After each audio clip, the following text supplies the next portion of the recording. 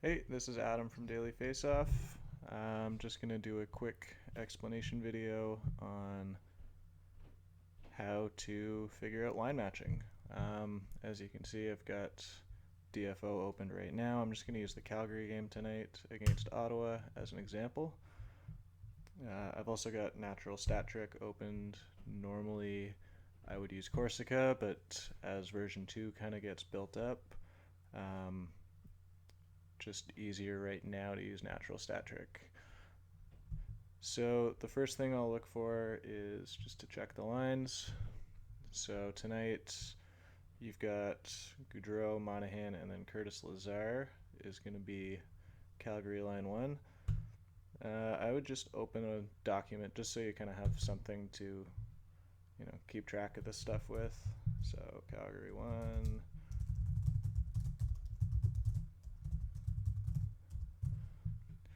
So the first thing you'll want to check is, because Calgary is at home, you'll want to see their past games, see how they typically match lines. So just kind of go to games, go to West, go to Calgary, and then you want to make sure you're only checking the home games. They've only played one home game this year, so we'll also look at the end of last year. That didn't work. Well, we'll check the first home game for now. So Winnipeg at Calgary. My internet's a piece of garbage sometimes. I apologize for that. So here we go. So we're just going to go down to opposition, see who lined up against who. So we'll just pick, I usually just pick the center and kind of go from there. So Sean Monahan, go by time on ice. So he mostly played against Matt Perreault, Brian Little, and Patrick Laine. They did see a little bit of time against, it's the third line of the Jets. And if you keep scrolling down, you can see they were matched up against the first line of Winnipeg for just about a minute. And then we'll just double check last year's games just to make sure that that's kind of how they go. You can also go back to your Jets game. We're just going to check the second line now, sort by time on ice. And sure enough, the Backlund line, as they usually are, got matched up against the best line on Winnipeg. These numbers don't particularly matter. Like, it's a one-game sample, so don't really look at the rest of this yet. We'll just go down to the end of last year. I'll usually try and take just 3 or 4 games just to make sure that that's how they were running things. So I can close the Jets tab. And again, we kind of wait for the internet.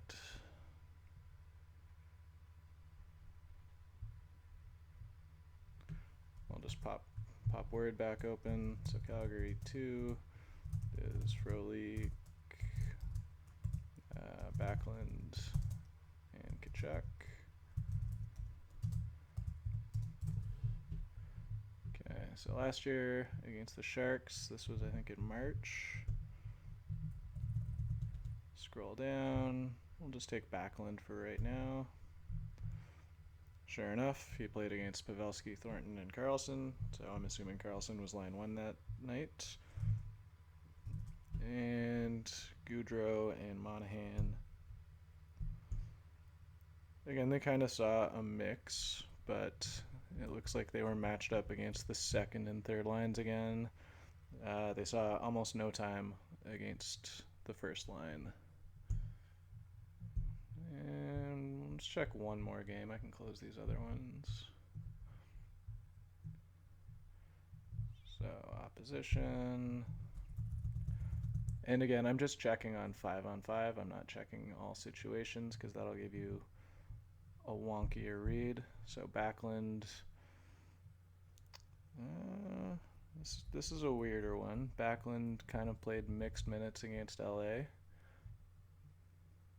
And Monahan also played mixed minutes, so I'm not sure if that's matchup based. I'd have to look into that a little bit further. But I mean, basically, just going on, having watched hockey before and starting to go through these stats, you know that the second line usually plays the scoring line. They'll usually get lines 2 or 3. And then, so now we'll check Ottawa's lines. So Ottawa 1 is Smith, Turris, and Dzingel. Ottawa 2 is Ryan, Brassard, and Mark Stone. Realistically, I think you can probably flip these lines. Offensively, I would assume the Brassard line poses more of a threat to Calgary. So just off that, you can kind of expect that they should see the Calgary 2s, and Turris Dzingel will mostly see Calgary 1 and Calgary 3. So now we've got our expected matchups for the night. And I mean, you can keep going into the third and fourth line if you want. In the article, I'll try and mostly focus, if as long as I keep doing the article, I'll mostly focus on the top 2 lines. So now we'll want to see their stats. So you go to players, and again, I'm just going to look at the centers. Close those. So we will look for Monahan. Open that up in a new tab, and we'll look for Turris and pop that one open as well. And then you can close that tab. So right now we've got the Sean Monahan page, just what he's done this year and years past, but what I want to look at is his teammates. And I'm going to do the same with Kyle Turris. Now we'll jump back to Monahan. So you'll again want to sort by time on ice width. So this is 5-on-5. You can see Monahan spent 34.5 minutes with Gaudreau and almost 40 with Ferland. And then just using what they've done on ice together. So again, this is a small sample. It's only the 2017-18 season. You can pull up, if you go back up to the top, you can change the years, kind of go from there. For a line like Gaudreau and Monahan that have been together for a couple of years now, I would suggest doing that. But as you can see, so we'll use Gaudreau because Ferland's not on that line anymore.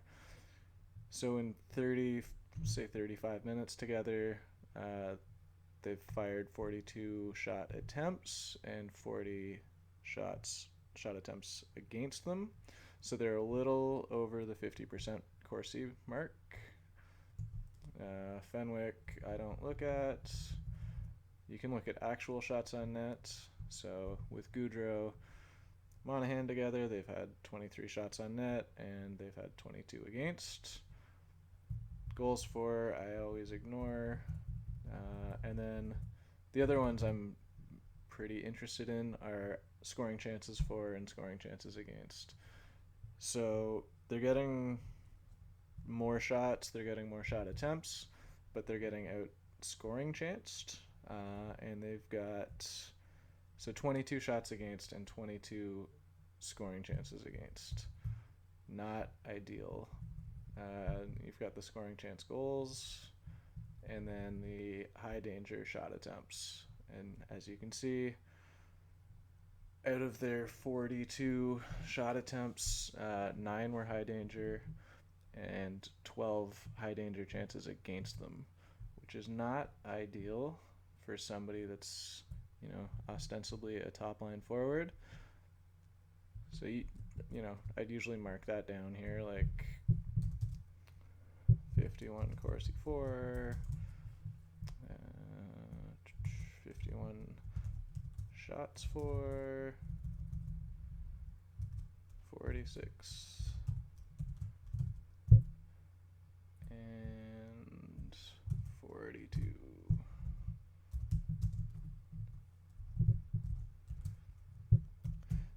And then because they're going to be playing the Turris Smith single line, we'll go look at Turris now.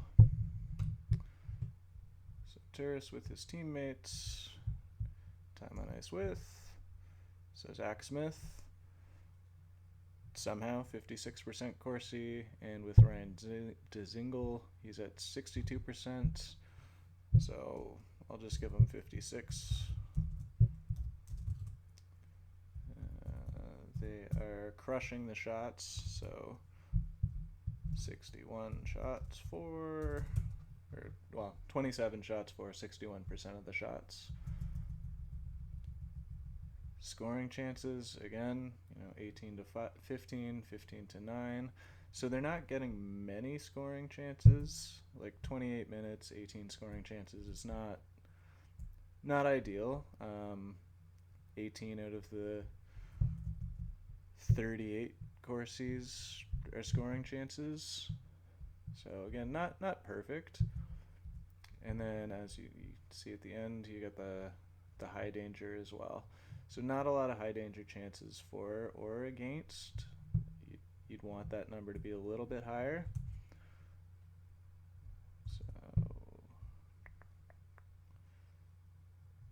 So 54% scoring chance and 53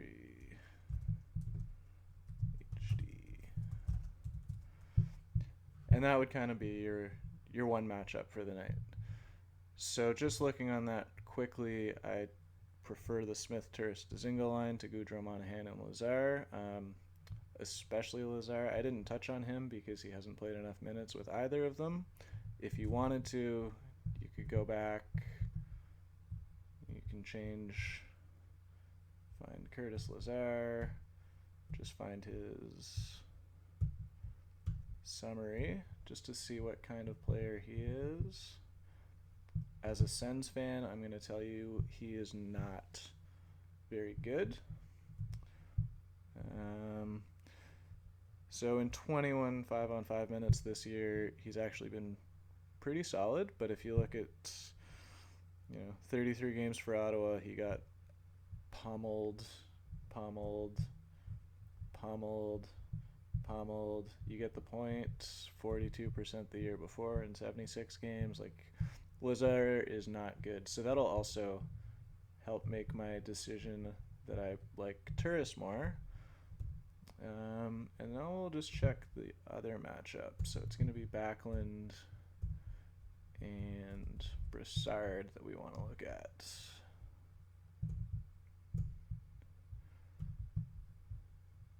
So for a,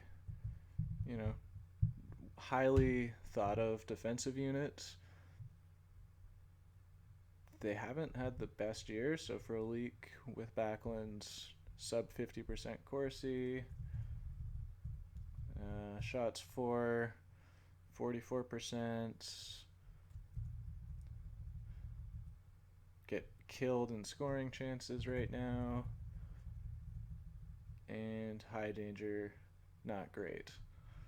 So it's actually not as good as expected. You can also look at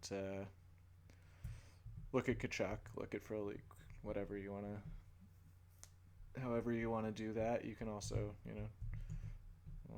let's see Kachuk and Frolik together.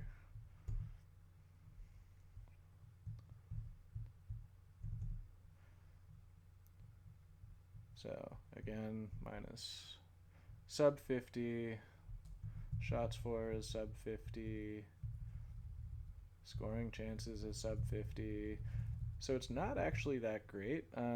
You can see the numbers and scoring chances, like 22 chances against in 45 minutes together is a pretty low number. So, I mean, they are good defensively, but the last thing that we'll want to check now is Brassard's line.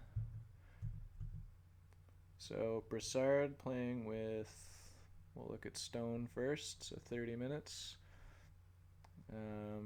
They're winning the Corsi battle. They are demolishing the shots category. They are demolishing the scoring chances category and demolishing the high danger. So I definitely don't want any part of Backlund's line tonight as a scoring threat. We'll just quickly look at Bobby Ryan with Broussard. So they're losing here. Again, they're crushing the shots. They're crushing the scoring chances and crushing the high danger chances.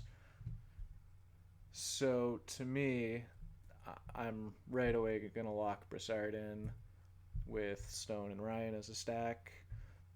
They're going to be very low owned because they're playing what everybody thinks of as a good team, or sorry, a good line. But that's basically how you can run it down. Eventually, the more you do it, the more you see coaches' strategies. So looking at the Ducks, I referenced it in a couple articles already that Randy Carlisle always matches line 1 against line 1, line 2 against line 2, kind of goes through it that way. He doesn't look for a shutdown line. There are teams that do, like Calgary's got their shutdown line, and so on and so forth. So that's basically the crux of the line matching article. There's more that you can look into, like you can look into expected goals for and things of that nature, but just at its basic level, that about covers it. As the season goes on, you can also see how teams have lined up against each other in the past. As long as the coach and the personnel are fairly similar. I'm going to switch off the Calgary example. No, I'll keep going. So just if you wanted to see how they played each other last year, so 2016-17, Calgary, Ottawa, they are in different conferences, so it's not going to be perfect. And they played in October in Calgary, so it's definitely not going to be perfect, but we'll pop open last year's game and scroll down once the site loads.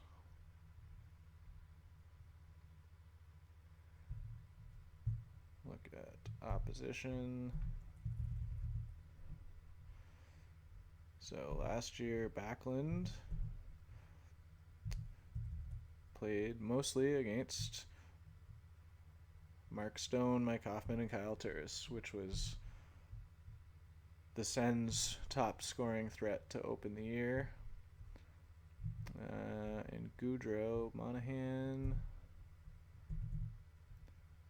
mostly played against the weaker competition in Turris and Pyatt and Pajot. So again, it's not a perfect example just because, lines change, coaches change. Turris and Hoffman and Stone are all on different lines at this point. But